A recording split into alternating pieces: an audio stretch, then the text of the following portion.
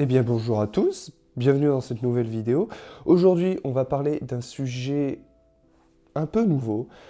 Ça va être une série que je vais faire en plusieurs épisodes qui va vous expliquer un peu la fonction des politiques.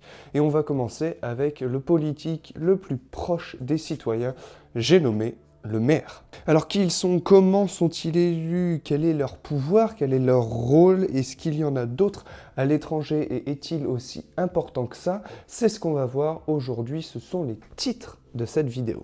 Alors aujourd'hui, qui ils sont? On compte presque 35 000 maires en France, allant de la plus petite ville, donc du plus petit village de Rochefoucauld avec 1 habitant, jusqu'à la ville de Paris avec 2,2 millions d'habitants à peu près. La maire de Paris, Anne Hidalgo, vous le savez, qui est aussi candidate à la présidentielle de 2022. Comment ils sont élus? Eh bien, la majorité croit que c'est au suffrage universel direct qu'ils sont élus, c'est-à-dire on vote et le maire est élu, et en fait non, c'est le suffrage universel indirect. Un peu à la manière des sénateurs, mais on le verra dans la vidéo sur le Sénat, le maire est élu par le conseil municipal, c'est-à-dire que quand on vote pour une liste de conseillers municipaux dont le futur maire fait partie. Il devient donc conseiller municipal et le conseil municipal élit le maire au suffrage municipal. Quel est le pouvoir d'un maire? Le maire, en fait, est sous l'autorité du préfet et du procureur de la République. Le préfet, en fait, lui donne l'ordre d'exécuter les lois, lui donne aussi la tâche d'organiser les élections, qu'elles soient municipales, départementales, régionales ou nationales, ou même européennes.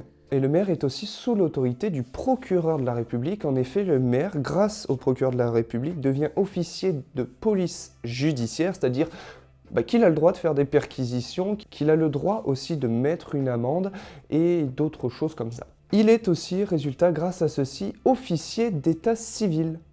Je sais pas ce que ça veut dire. L'officier d'état civil est la personne chargée de porter sur le registre d'état civil les événements prévus par la loi. Donc je pense que ça veut dire que les mariages et tout ça qu'il faut mettre donc sur le registre, c'est lui qui s'en charge. Voilà, par exemple. Quel est le rôle d'un maire? Maintenant, vous allez me demander.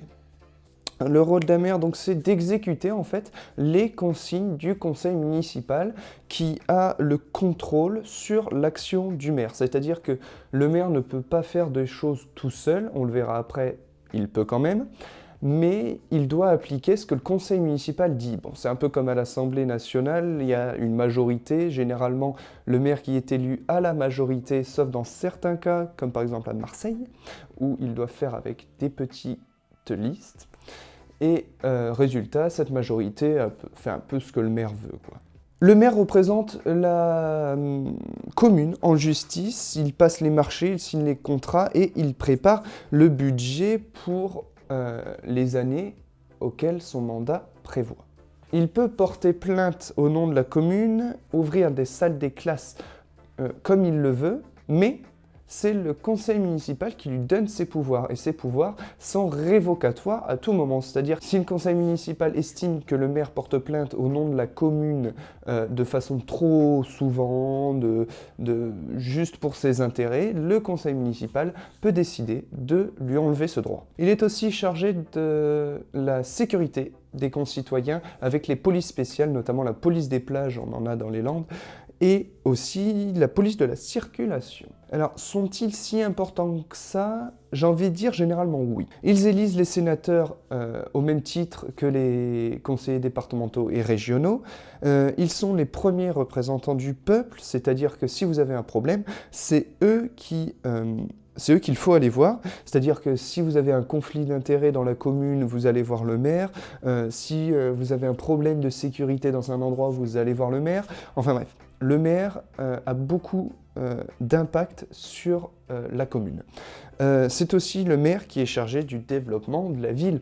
C'est-à-dire que si jamais vous, en tant que personne, vous voulez un skatepark dans la ville et que vous vous réunissez avec toutes les personnes qui veulent un skatepark, vous allez voir le maire, vous lui dites voilà on veut un skatepark, ça se trouve le maire le fera. Si jamais il y a un théâtre qui doit se construire, si jamais il y a d'autres choses, c'est sous la responsabilité du maire. Comment fonctionnent les autres pays? C'est-à-dire, est-ce qu'il y a des maires dans les autres pays?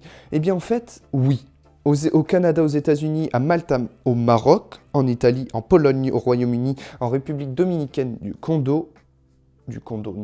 en République dominicaine du Congo, et sûrement dans d'autres, parce que je n'ai pas tout vu, c'est sur la page Wikipédia, il y a des maires qui ne sont pas tous appelés maires, et d'ailleurs, pour l'anecdote, au Québec, les maires au féminin se dit les mairesses, alors qu'en France, on dit Madame la maire.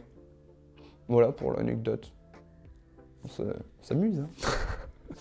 N'oublie pas que tu peux t'abonner, laisser un pouce bleu, venir sur Instagram, Twitter, tu connais la chanson, partager, même si la vidéo t'a plu. J'espère que vous en avez appris un petit peu plus sur le rôle d'un maire et ce qu'était un maire. On lance ensemble la série de, en fait, qu'est-ce que c'est? Qu'est-ce que c'est un maire? Qu'est-ce que c'est un député? Qu'est-ce qu'un sénateur? Qu'est-ce qu'un président? Ou même qu'est-ce qu'une assemblée? Eh bien, c'est la série que je vais lancer pour essayer de vous en apprendre un petit peu plus et d'être un peu moins dans le flou sur tous ces rôles et toutes ces institutions. Quant à nous, on se retrouve à la prochaine ou pas. Allez, ciao!